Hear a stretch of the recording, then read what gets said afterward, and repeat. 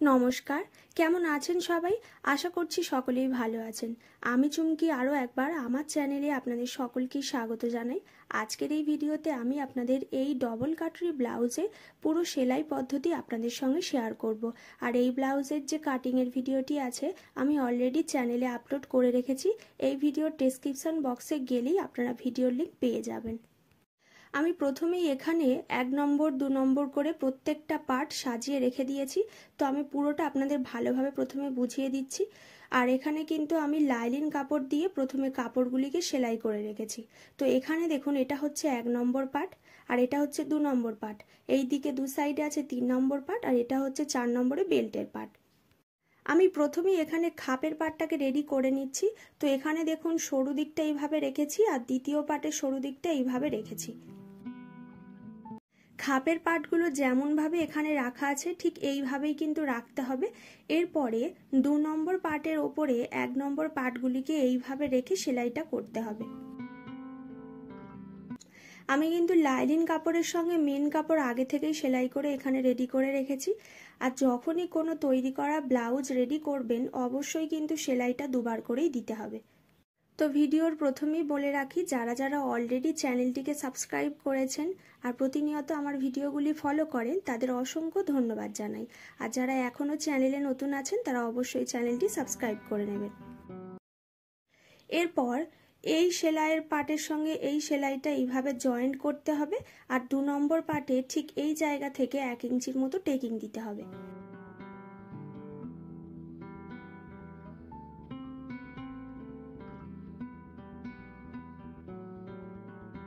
Taking দিয়ে দেওয়ার পরে আপনারা এখানে দেখতেই পাচ্ছেন কতটা সুন্দরভাবে এখানে খাপটা রেডি হয়ে গেছে।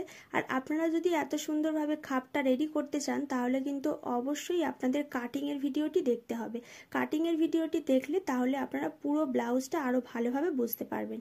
এরপরে আমি 3 নম্বর পার্টটাকে জয়েন্ট করে নেব। তো 3 নম্বর পার্টটা ঠিক এইভাবে রাখতে হবে। 3 নম্বর পার্টের সরু দিকটা এইভাবে ওপরের দিকে রাখবো আর চওড়া সাইডটা এইভাবে রেখে খাপটাকে এর সঙ্গে সেলাই করব।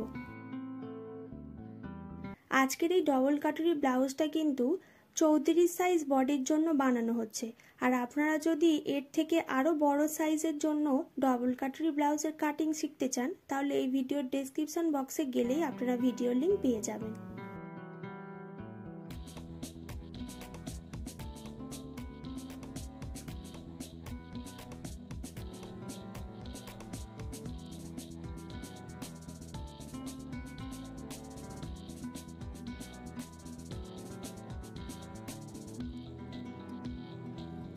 এরপরে 4 নম্বরে আমি বেল্টের পার্টটা লাগিয়ে নিচ্ছি।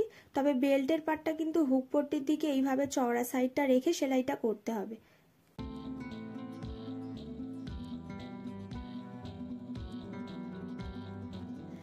বেল্টের পার্ট লাগিয়ে নেওয়ার পরে এর ওপর থেকে আরও একটা চাপ সেলাই দিয়ে দিতে হবে।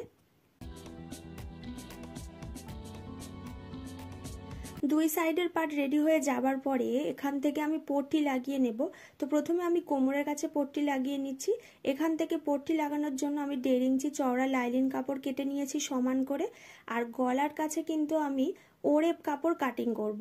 এখানে যেহেতু কার্ভ আছে সেই কারণে এখান থেকে কিন্তু ওরেপ কাপড় সেলাই করতে হবে।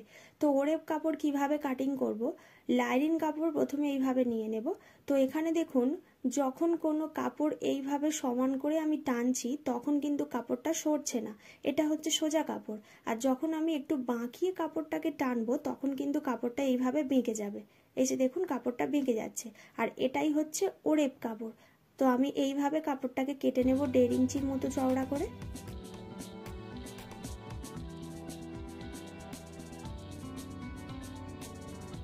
প্রথমে কোমরের কাছ থেকে 1.5 ইঞ্চির মতো চওড়া লাইলিন কাপড় নিয়ে আমি পট্টিটাকে লাগিয়ে নিচ্ছি।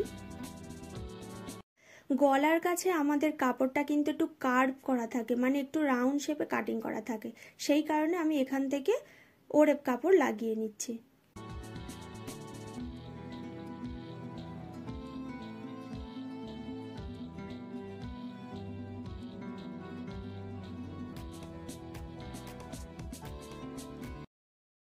তো লাইলিন কাপড়টাকে আমি উল্টে সেলাই করে নেব, সেই কারণে এখান থেকে কাট লাগিয়ে নিচ্ছি।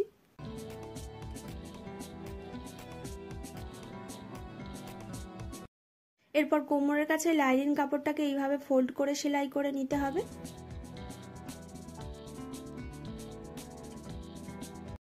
সেলাইটা যখন করবেন ব্যাক সাইড থেকে যেন না কোনো রকম সুতো দেখা যায়, একেবারে ফিনিশিং দিয়ে কিন্তু কাজটা করতে হবে।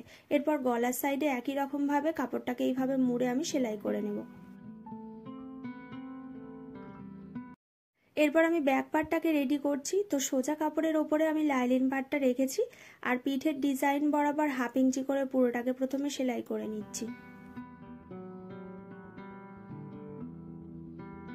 এরপর কাট দিয়ে পুরো লাইনিং কাপড়টাকে আমি এখান থেকে উল্টে নেব।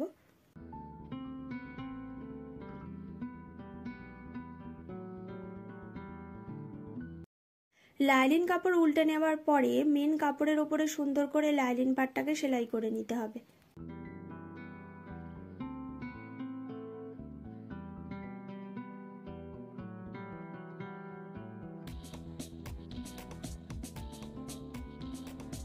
ব্যাক পার্টে টেকিং দেওয়ার জন্য প্রথমে কাপড়টাকে ফোল্ড করে নিচ্ছি, এরপর মিডিল থেকে আরও একবার এইভাবে ফোল্ড করে নেব আর এই বরাবর একটা কাট দিয়ে রাখবো। এখান থেকে আমি 1 ইঞ্চির মতো করে টেকিং দিয়ে দেব, কারণ কাটিংয়ের সময় কিন্তু আমি 1 ইঞ্চিতেই টেকিংয়ের জন্য দাগ দিয়েছিলাম।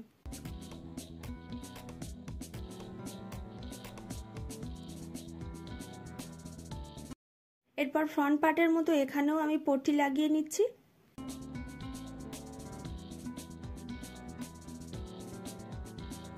ব্যাক পার্টে একটা জিনিস খেয়াল করুন, লাইনিং কাপড়টাকে আমি সেলাই করেছি কিন্তু আর্মহোলের সাইড থেকে এইভাবে লাইনিং কাপড়টা খোলা রেখেছি, কারণ ফ্রন্ট পার্টের পুটের অংশটা এখান থেকে আমি সেলাই করব। তো ফ্রন্ট পার্টটাকে এইভাবে রাখবো আর কখনোই কিন্তু সোজাভাবে সেলাই করতে যাব না। আজকে একটু অন্যরকম ভাবে শোল্ডারটা সেলাই করা দেখাচ্ছি।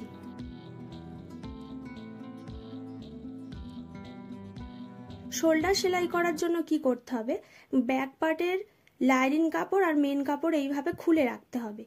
এরপর ফ্রন্ট পার্টের পার্টটাকে এইভাবে মেন কাপড়ের ওপর থেকে রাখতে হবে।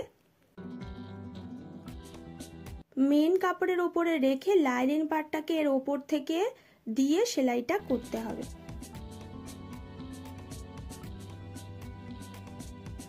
এইভাবে শোল্ডারের কাছে সেলাই করার ফলে ফিনিশিংটা খুবই সুন্দর আসে। ব্যাক সাইড থেকেও কিন্তু কোনো রকম সেলাই এখানে বোঝা যাচ্ছে না।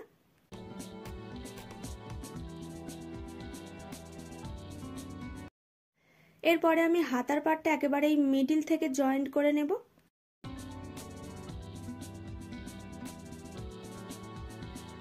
হাতার পার্ট লাগিয়ে নেওয়ার পরে প্রথমে ব্লাউজটাকে আমি সোজা সাইড থেকে এইভাবে সেলাইটা করছি।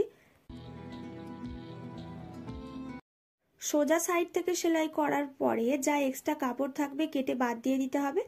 এরপরে পুরো ব্লাউজের কাপড়টাকে আমি উল্টে নিয়ে যতটুকু আমার ফিটিংসের মাপ আছে সেই মাপ বরাবর আমি সাইড থেকে সেলাই করে নেব। তো আজকের ভিডিওটা এই পর্যন্তই। ভিডিওটি কেমন লেগেছে আমাকে কিন্তু অবশ্যই কমেন্ট করে জানাবেন। সবাই ভালো থাকবেন, সুস্থ থাকবেন।